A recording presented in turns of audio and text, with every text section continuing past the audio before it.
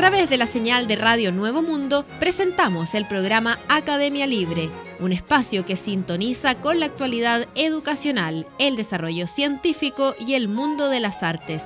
Aquí la Universidad Pública pone sus micrófonos al aire. Con ustedes, David Evia.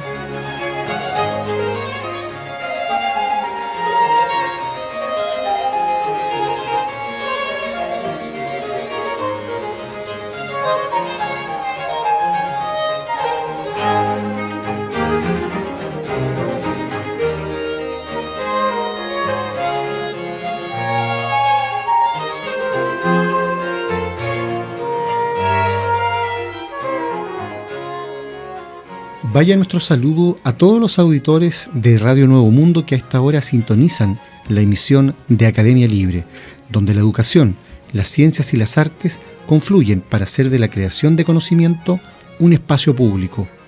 Me acompaña Cristian Castro. ¿Cómo estás? Hola David, ¿cómo estás tú? Y en esta primera sección dedicada a actualidad en materia de educación, Cristian, las noticias proceden del ámbito del Consejo de Rectores de las universidades chilenas. Así es, porque se ha incorporado a este consejo, a esta institución, la Universidad de los Andes, una universidad que se ha caracterizado por tener una postura bastante conservadora en lo que se refiere a cuestiones públicas. Es la universidad que ha estado en contra de la gratuidad, una universidad del Opus Dei que ha rechazado tajantemente las opciones de aborto en materia de salud, y que por otra parte también concentra las más altas donaciones de la parte privada, ¿cierto? Se incorpora al Consejo de Rectores esta universidad privada en términos de que se fortalece un poco esta apuesta por la educación privada dentro de una institución que tiene una inspiración pública en su origen. Recordemos que en 1954 la misión del Consejo de Rectores es coordinar el interés nacional con una labor universitaria en materia de investigación, ¿cierto? Partimos desde ahí con un fuerte interés público ya en 1964. El encargo es articular la actividad académica y promocionar la calidad de la enseñanza. Sin embargo, lo que vemos ahora con esta incorporación y con la incorporación de otras entidades privadas también, es que esa vocación pública migra a la defensa de los intereses privados. Sí, es bien importante lo que está señalando, porque si uno lo mira en perspectiva histórica, efectivamente hay un desmantelamiento del objetivo público del Consejo de Rectores. Es verdad que el Consejo de Rectores siempre tuvo universidades privadas como la Pontificia Universidad Católica, por ejemplo. Pero los objetivos del Consejo de Rectores eran un mandato público y público estatal. Por lo tanto, ahí la Universidad Católica estaba supeditada a ese mandato superior, y los fondos que estaban creados por ley para investigación estaban además repartidos entre las universidades que había en ese tiempo, ¿verdad? Proporcionalmente al tamaño de la universidad y al rol público que estaban cumpliendo. Es decir, por un lado, el presupuesto era mayor para la Universidad de Chile y proporcionalmente mayor para la Universidad Técnica del Estado, y además la Universidad de Chile, por definición, tenía la presidencia de ese organismo, y eso empezó a cambiar, Cristian. Empezó a mutar de tal manera que en dictadura se produce la incorporación de una serie de universidades privadas que van cambiando la composición de este Consejo de Rectores. También cambia pronto, en los años 80, la conducción, y pasa de manos de la Universidad de Chile a ser encabezado por el Ministerio de Educación. Por el Ministerio de Educación de una dictadura militar, y eso jamás cambió, esa tuición. ¿Cómo podría ser un Consejo de Rectores un organismo presidido por una entidad que no es parte de las universidades? Eso es rarísimo. Exacto. Absolutamente es un intervencionismo que no corresponde y que se extendió hasta el día de hoy, con una serie de consecuencias bastante visible y creo que es bueno aquí mencionar. Si uno se mete a la página web oficial del Consejo de Rectores, ahí ellos se están jactando de ser grandes promotores de una colegislación, del impulso a proyectos de ley que finalmente se convirtieron en norma en este país, y mencionan muy orgullosamente en ese marco la ley que crea el Fondo Solidario. Con todas las consecuencias que eso ha tenido en materia de deuda. Claro, para los estudiantes. es decir, este país pasó en los mismos 60 años de existencia del Consejo desde una vida universitaria pública, con objetivos públicos y además con matrícula y arancel gratuito, a una universidad donde el estudiante se endeudaba con el fisco, que es el año 81 en dictadura. El año 86 pasa a un endeudamiento estudiantil con la universidad, crédito universitario, cambiamos el crédito fiscal por el crédito universitario, y después el año 94 cambiamos esto por el Fondo Solidario, es decir, un endeudamiento directamente con la banca privada que convierte por definición en moroso a un estudiante que se atrasa en los pagos, y por supuesto que con tasas de intereses muy superior. Y resulta que el Consejo de Rectores de la Universidad Chilena se está jactando de eso. De eso. Es rarísimo, por otro lado, porque probablemente si uno escucha al rector Vivaldi o a Aldo Valle, el vicepresidente del Consejo, se va a encontrar con que ellos también dicen ser partidarios de la gratuidad. Y entonces, ¿cómo se van a jactar como organismo de la creación de la ley que es la antítesis perfecta de una sociedad universitaria con gratuidad? Bastante complejo, y acá llegamos al punto de esta migración del interés público hacia el interés privado, ¿cierto? Donde la universidad oficia como una especie de mediador entre los recursos que debiesen estar destinados a educación, pero que finalmente se van a la banca. Tal como dices tú, acá hay un negocio de los bancos que está con bastante fuerza impactando las posibilidades que tienen los estudiantes después que egresan a partir de este fondo.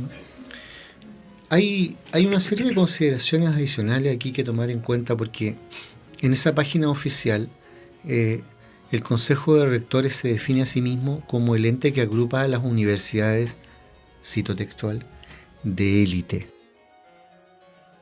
Hay un concepto de... Están diciendo de élite. Tenemos un total de 47 universidades en el país y resulta que el ente que agrupa 30 son justo de élite. Es la única parte del mundo donde la élite es la mayoría.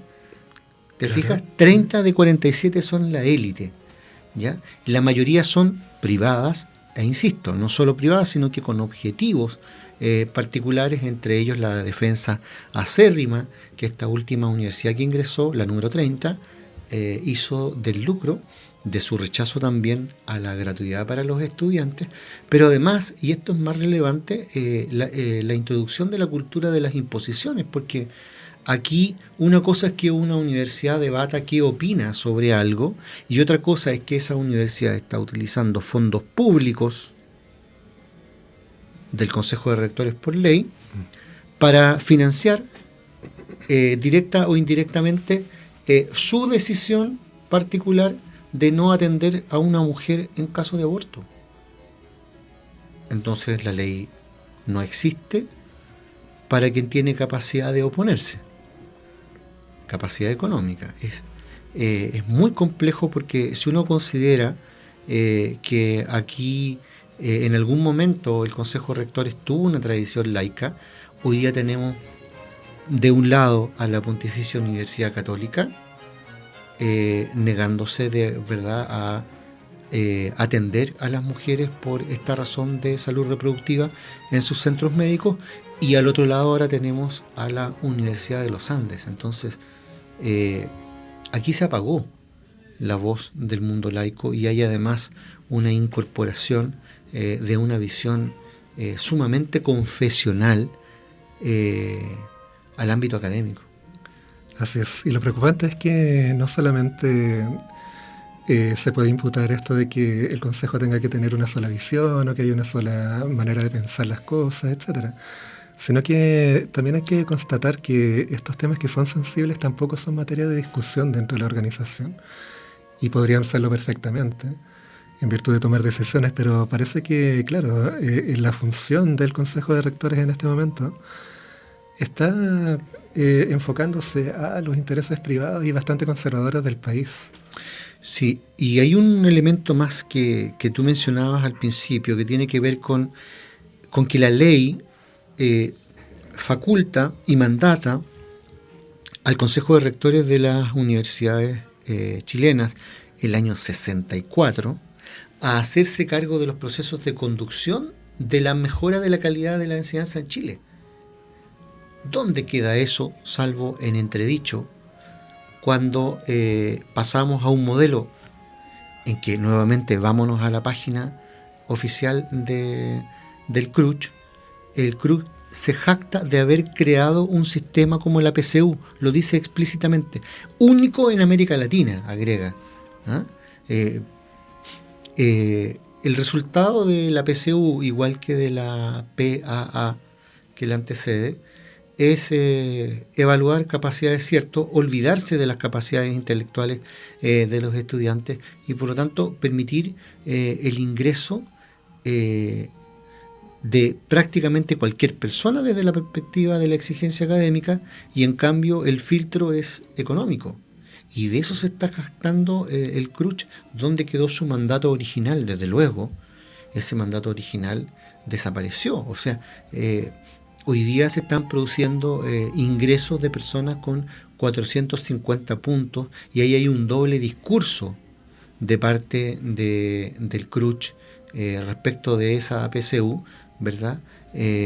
Están inflando el número de matriculados por carrera y por universidad, dada la ausencia de fondos públicos. Pero nosotros no podemos terminar haciendo universidades por la vía de financiarlas con los recursos particulares de cada estudiante, sea por pago directo o por endeudamiento.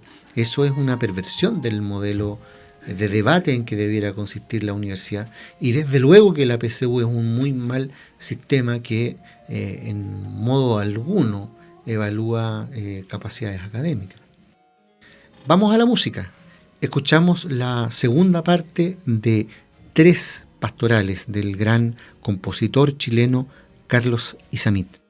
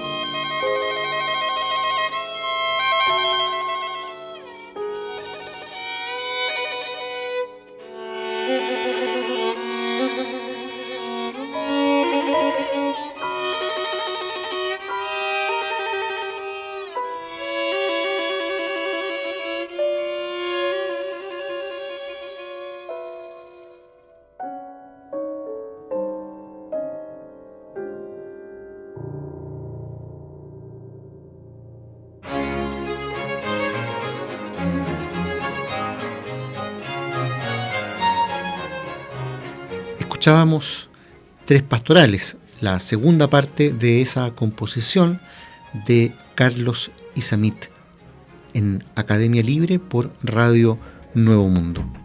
Iniciamos este bloque dedicado a las artes en Academia Libre por Radio Nuevo Mundo, dedicándolo a uno de los más grandes músicos que ha tenido este país. Me refiero a Carlos Isamit. Y en este programa, Cristian, nos acompaña para hablar de él el profesor de música de la Universidad Metropolitana de Ciencias de la Educación, Freddy Chávez. ¿Cómo estás, Freddy? ¿Qué tal? Muy bien, muchas gracias por la invitación para venir a comentarle un poco sobre Carlos Isamit. Si nosotros tuviéramos que decir a los auditores, en breves términos, ¿quién es Carlos Isamit?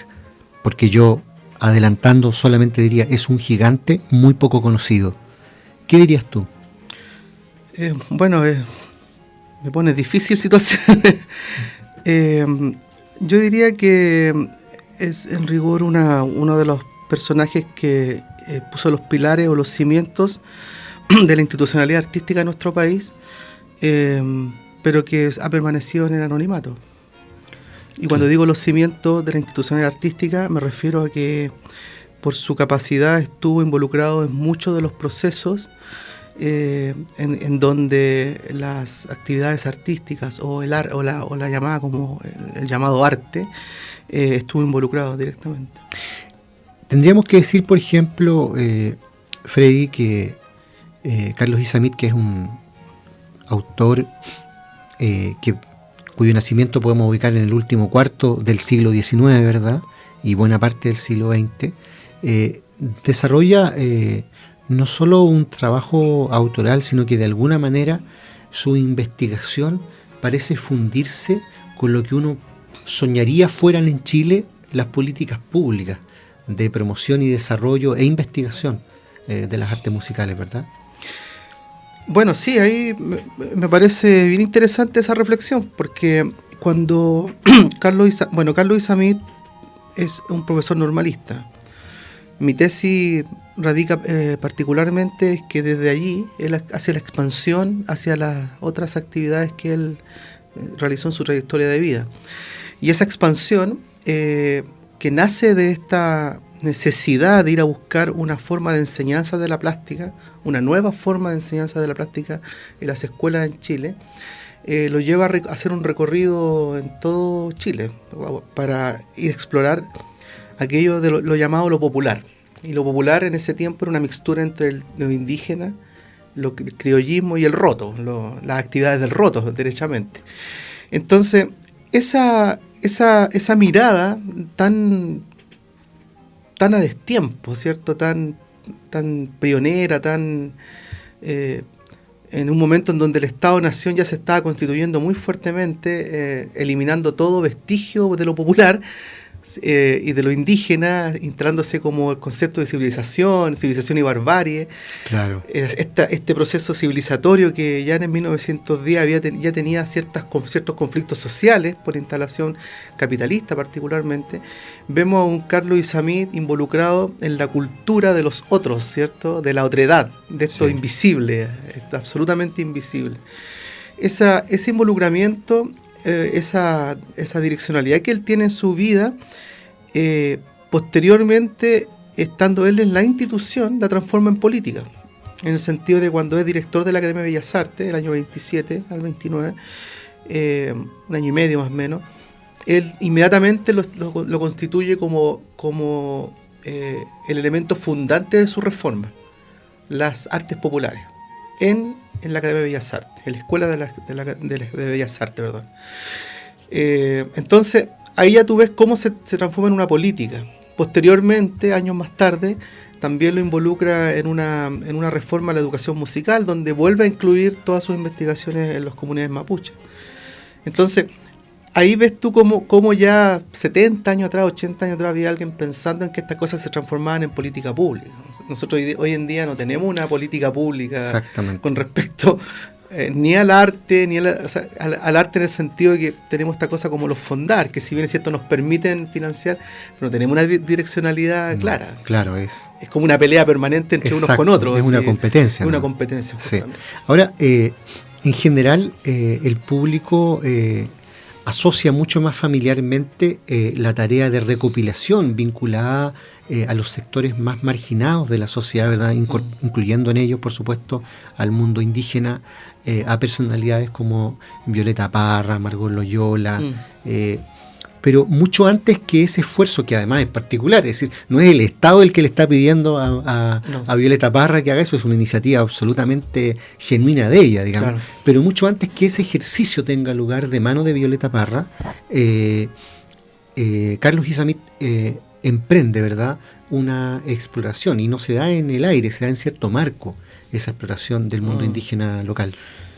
Bueno, aquí hay una trayectoria histórica que es importante conocer. En primer lugar, antes que Carlos Izammit hiciera este trabajo recopilatorio de recogida de cantos, de cuentos, de la plástica, en cierta manera, de manifestación plástica que tenían los mapuches, que involucra todo, danzas, fue todo, no fue solamente música. Don Carlos, bueno, ante eso hay ciertos antecedentes que también es importante mencionar. El trabajo de Rodolfo Lenz, por ejemplo, de Guevara, de Manquilev, que habían hecho ciertos intentos por la filología del texto o de traducir los mapuches, el mapudungún. Hay intentos que era el principio de la época, entender cómo pensaba el indígena. O sea, la direccionalidad de la comprensión filológica tenía que ver con cuál es la psicología del indígena, el pensamiento del indígena. No se manifiesta tan fuertemente esta cosa cultural como de reconocerlos como cultura, aún. O sea, lo veo, lo hago visible, pero no está esa cosa tan fuerte aún, producto de la época, del momento histórico, ¿cierto? Estamos hablando del principio del 1900, 1897 es cuando Lenz escribe el primer artículo mapuche, lo escribe en Alemania, porque escribirlo acá era difícil, claro, que comprendieran que estaba estudiando aquello que todos querían desechar, él lo constituye como un objeto de estudio. Bueno, entonces esos trabajos anteriores, cuando Carlos Izammit va a las comunidades indígenas, la direccionalidad es otra. O sea, en primer lugar es ir a recoger cantos, sí, ir a saberlo. Pero en el camino, en el proceso de inmersión a las comunidades, se da cuenta que en primer lugar que hay una cultura.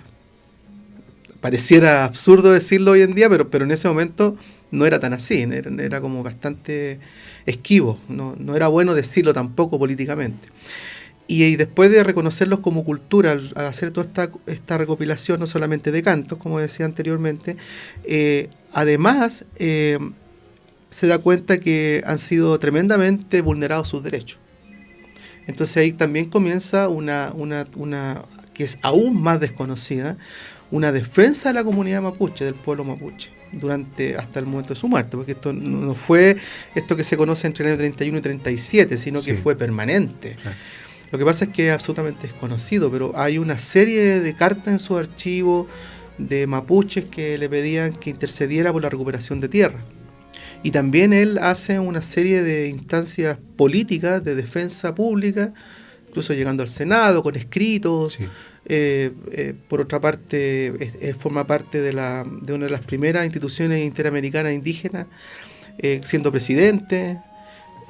Bueno, hay una serie de acciones que ya lo sitúan en un espacio muy diferente al de sus antecesores y hasta el día de hoy muy diferente a los que vinieron después. Claro. Porque es un hecho particular, independiente que Violeta Parra haya ido, sí, ella fue sin saber el mapudungún, por ejemplo. O sea, lo que hizo fue una recopilación y, bueno, nadie podría cuestionar la grandeza de su obra. Exacto. Pero no hay en ella un acercamiento tan profundo.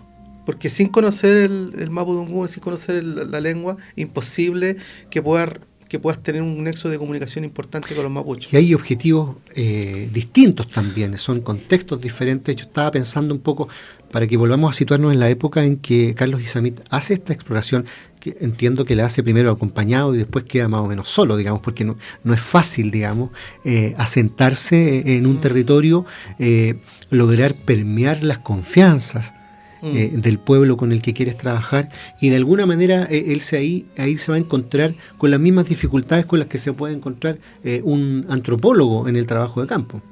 Bueno, claro, como muy bien dices, has leído el libro. Muy bien. Estamos estudiando.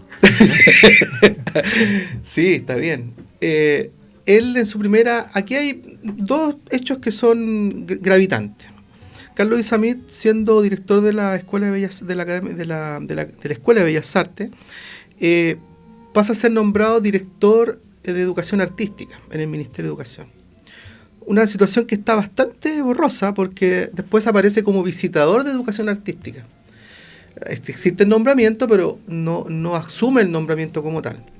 Bueno, para que conozcan la magnitud de lo que era Educación Artística en ese tiempo en el Mineduc, Educación Artística tenía a cargo la Escuela de Bellas Artes y el Conservatorio Nacional.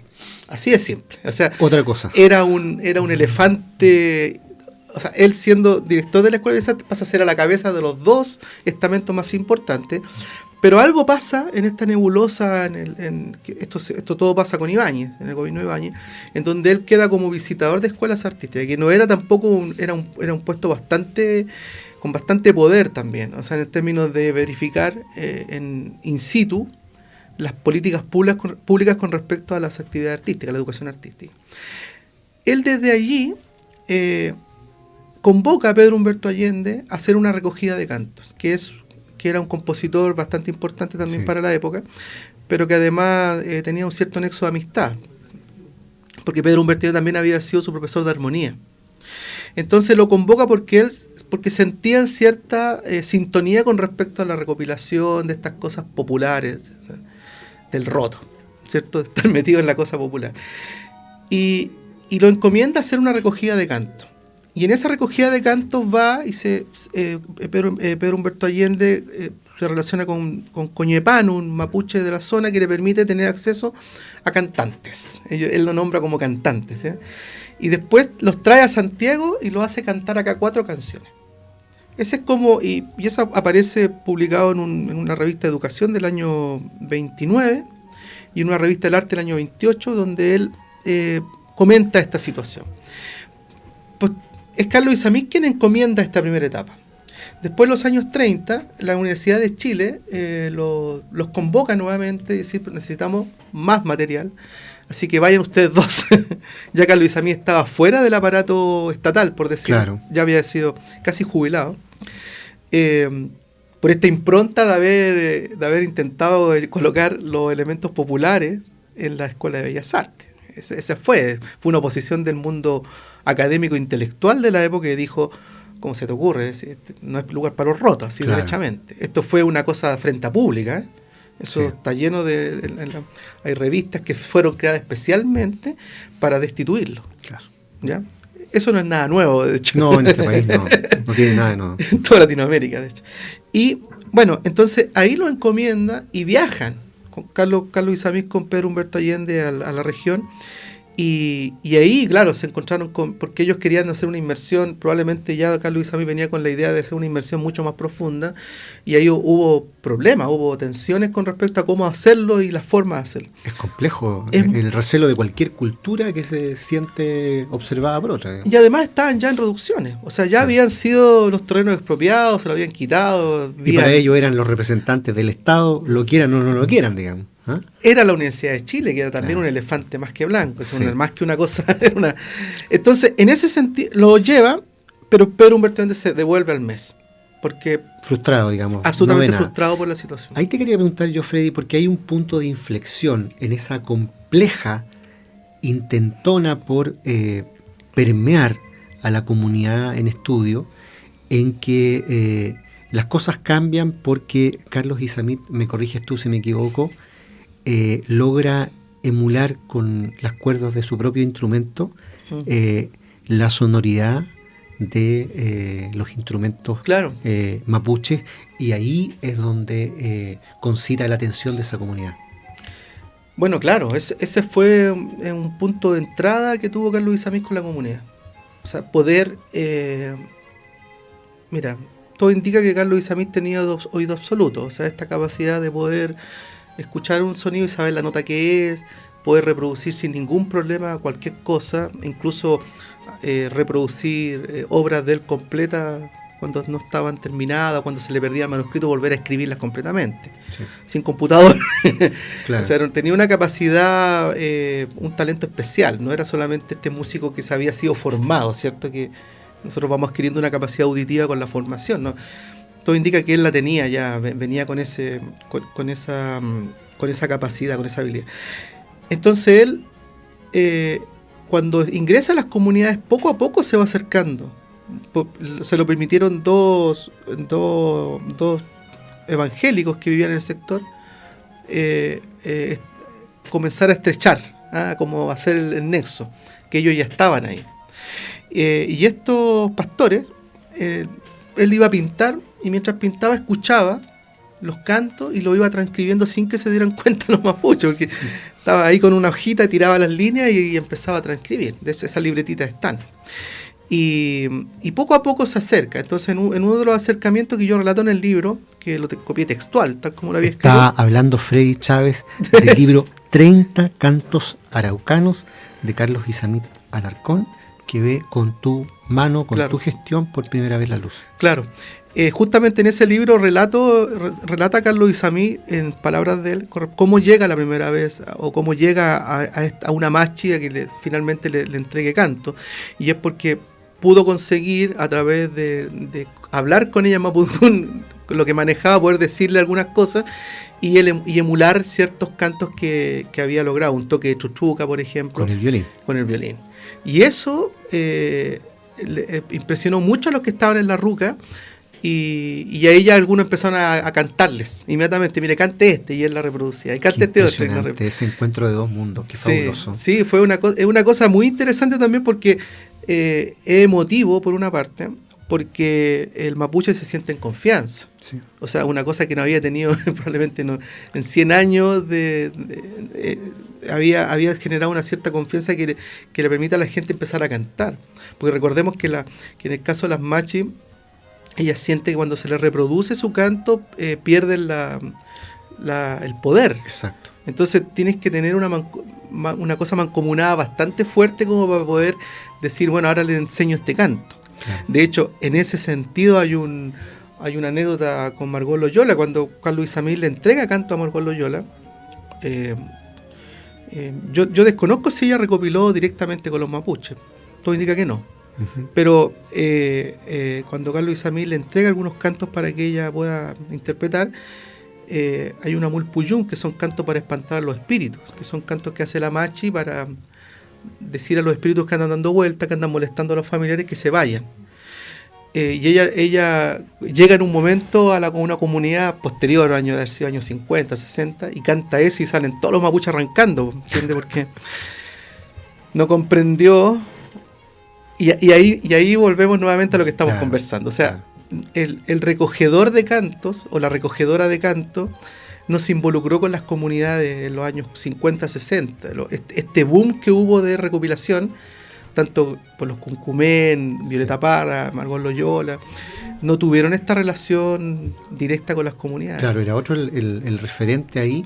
Y yo te quería preguntar, aquí también hay una audacia, porque esto de tomar el violín y reproducir la música de los instrumentos de ellos no es simplemente el ejercicio de emulación, porque aquí también hay una cuestión que los instrumentos musicales, por ejemplo, en nuestra cultura, no tienen un carácter sagrado, pero para un mapuche es algo completamente distinto, hasta la ubicación, la posición física del instrumento. Entonces la entrada de Isamí ahí es fortísima desde ese punto de vista. Bueno, es brutal, derechamente, en el sentido de cómo llega, de cómo se instala, ¿sí?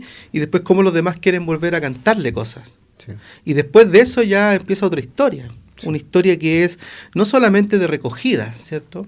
esta recogida de cantos, sino que empiezan los cuentos. Hay un libro que el hijo Dionis Isamit sacó el año 2017, un libro de cuentos, que fueron todos en términos orales traspasados a él, y él los transcribió y lo dejó listo para ser publicado en algún momento. Al igual que este libro, los 30 cantos mapuches, fueron cosas que don Carlos dejó intactas para ser publicadas, pero que nunca se publicaron. Este es un libro, el corpus de este libro, que son los 30 cantos, él le llama 30 cantos araucanos, porque en esa época aún no se cuestionaba mucho el concepto mapuche araucano, pero él estaba inscrito así, no íbamos a modificar esa concepción, porque a pesar de que él habla de mapuches posteriormente, en ese momento todos hablaban de Arauco. Hasta Violeta Parra dice Arauco tiene una pena, porque Arauco, ¿cierto? Era la concepción, una cosa que se modificó posteriormente, claro, ideológicamente. Por eso no es una cosa. Me recuerdo porque una persona en Facebook me puso, no son araucanos, son mapuches. Y dije, sí, en realidad son claro, mapuches, pero en esa época se decía. Sí, no era una cosa peyorativa, eso quiero plantear. Entonces esos cantos, cuando en ese proceso recopilatorio, como llega con estos cuentos también, los dejó listos para publicar, no fueron publicados. Yo quería comentar que este libro ganó un premio el año 1941, organizado por la Universidad de Chile para celebrar los 400 años de Santiago, de la Fundación de Santiago. Tiene un premio. Tampoco, nunca ni se ejecutaron ni sirvieron como un librillo de cantos mapuche. Qué increíble. No se publicó, así de simple. Los cuentos tampoco se publican. Y hubo muchas cosas que él hizo, que estamos rastreando, obviamente, que aparecen como compiladas, pero que no se publican finalmente. Aunque yo debo decir que aunque no se haya publicado, me cuesta más creer que en la época en que estamos viviendo nosotros hubiese una política de fomento hacia la investigación que hizo Isamit en ese minuto, digamos, con esa sistematicidad. Claro. ¿Ah? Escuchamos Yamecán en la composición de Carlos Isamit.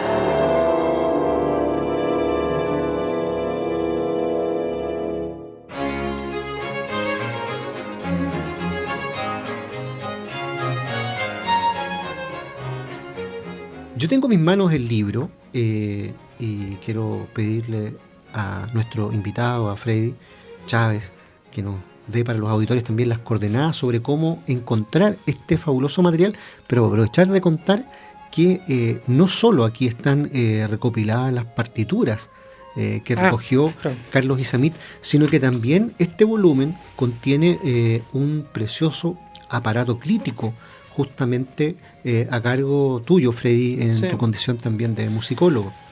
Mira, bueno, el corpus del libro son los cantos mapuche, o sea, ese es el cuerpo, ese es yo diría que es lo más importante, en rigor, porque si bien están escritas en partituras, también tiene los textos, tiene los textos en mapudungún, después tiene una segunda línea de cómo, la fonética, de cómo se pronuncia, finalmente tiene la traducción.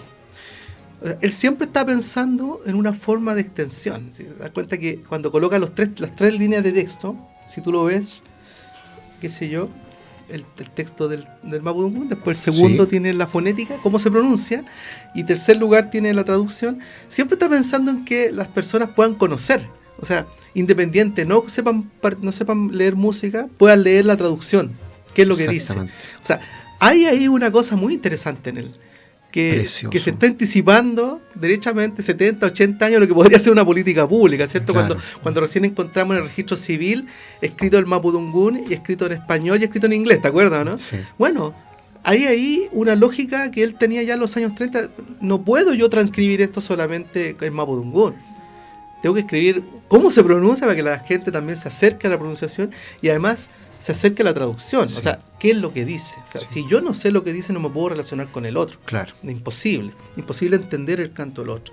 Entonces, estos 30 cantos, yo les hice una especie de aparato crítico derechamente, por un lado, en una pequeña biografía desde el año 1885, en que nace hasta el año 30, pero particularmente de su trayectoria laboral, profesional, o sea, de cómo él de alguna manera, cómo se gesta esta ida a ir a buscar los cantos en los años 30. O sea, qué es lo que pasa con él en términos formativos, por ejemplo. Cómo se formó la pintura, la música, la pedagogía. Después, posteriormente, cómo se capacitó, se fue perfeccionando con otros músicos, con otros pintores, sus pequeñas tareas iniciales, como para poder comprender por qué él llega, porque no es que él llegue el año 30 así como que en un momento, un día para otro se le ocurrió llegar y se encontró con las comunidades mapuche. Es un trabajo que probablemente él venía pensando hace mucho tiempo atrás. Y en eso también una breve descripción también de la situación que tenía la recopilación de cantos hasta la época en que él hace este trabajo, que no existía ninguna compilación importante, lo que existían eran textos, porque la preocupación era comprender, traducir y el pensamiento de los mapuches. Entonces habían textos, ¿no? Claro. Si tú vas a Rodolfo Lez, a Panquilev, a Guevara, tú lees textos. Claro. El único que había hecho una especie de transcripción había sido el padre Félix de Augusta, del año 1911, donde publica alrededor de, no recuerdo, 10 o 11 cantos en Alemania, donde hace las músicas, le escribe la música, porque lo había grabado en cilindros de grabación, que era la lógica de captura, o sea, capturo y me voy. Sí, el conquistador. Esa concepción etnocéntrica, particularmente proveniente de la Escuela de Psicología de Berlín, en donde nace el concepto de musicología comparada, con Hornboster, por ejemplo. Él, derechamente, la lógica era, vamos a las comunidades, los grabamos y nos vamos. No nos interesa nada más. Porque la lógica que ellos tenían no era importante eso. En cambio, esta mirada más antropológica, que es lo que es la gran diferencia que tiene Carlos Izammit, incluso con los que vienen posteriormente, es difícil ponerlo en un mismo lugar a Violeta Parra con Margot Loyola. No, es incomparable, no tiene comparación. Y cuando digo incomparable, no digo que uno sea mejor ni peor, incomparables. O sea, son planos divergentes. Son planos absolutamente divergentes, incluso en la Constitución, porque Margot Loyola, que reconoció por mucho tiempo como maestro a Carlos Vega tenía una visión totalmente etnocéntrica.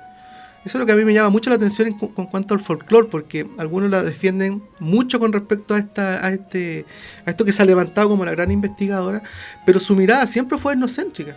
O sea, no fue desde la propia cultura, fue de cómo yo, en el libro Cantos de mi Tierra se puede ver eso, cómo yo voy siempre haciendo aparatos comparativos. Y el aparato comparativo fue una forma de metodología desde el 1900 hasta el día de hoy de comparar una cultura con otra, pero una cultura superior. Carlos Vega decía que esta música era que colocaba 3 planos de música: la música, la mesomúsica, la bajomúsica y la música de alta, que era la música docta.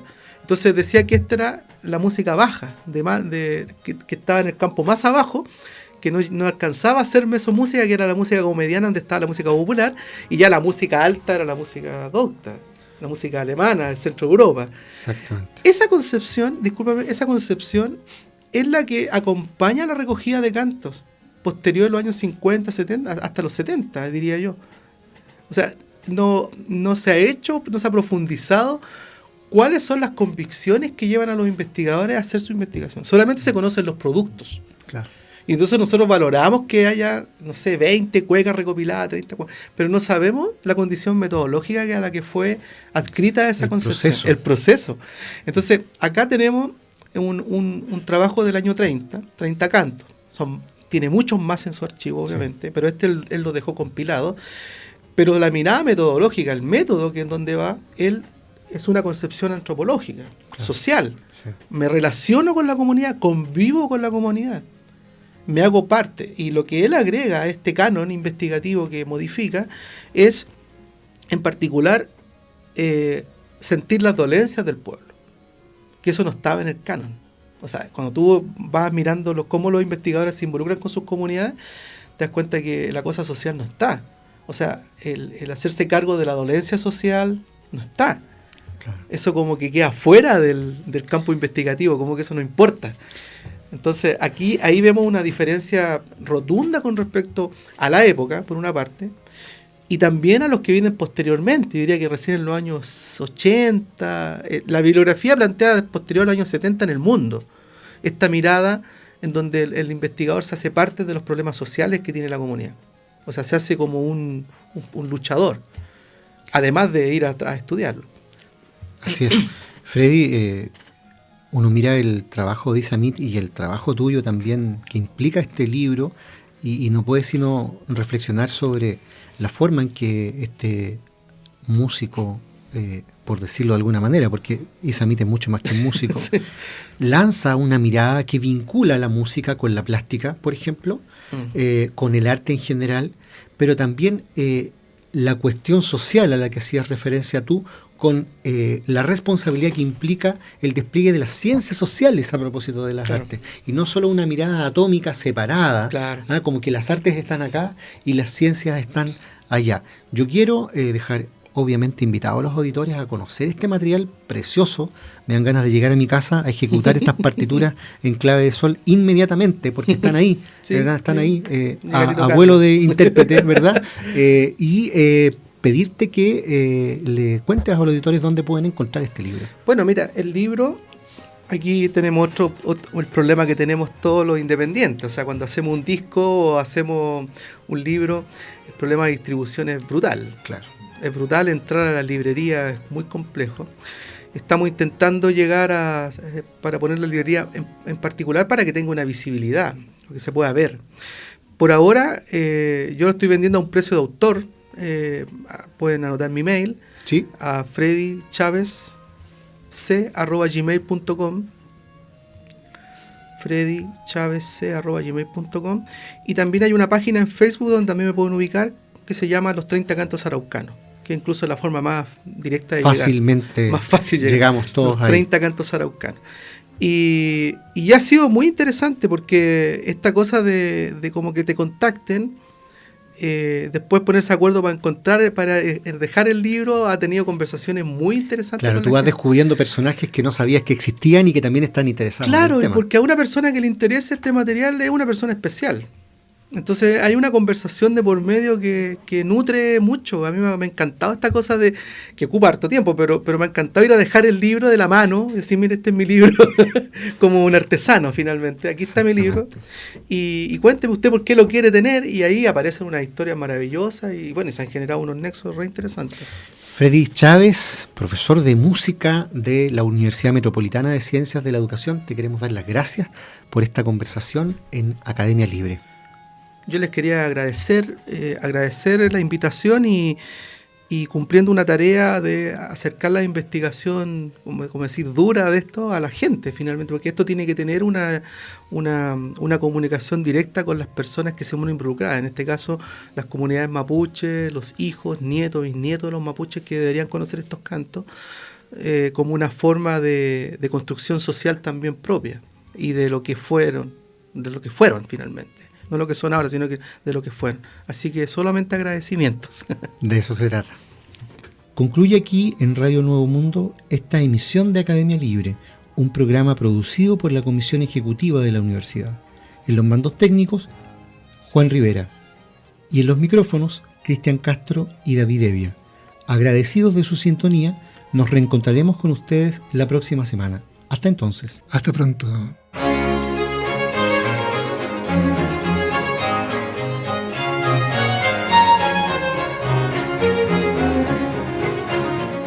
Concluye aquí este capítulo de Academia Libre, un programa que aporta miradas críticas a la construcción de la sociedad.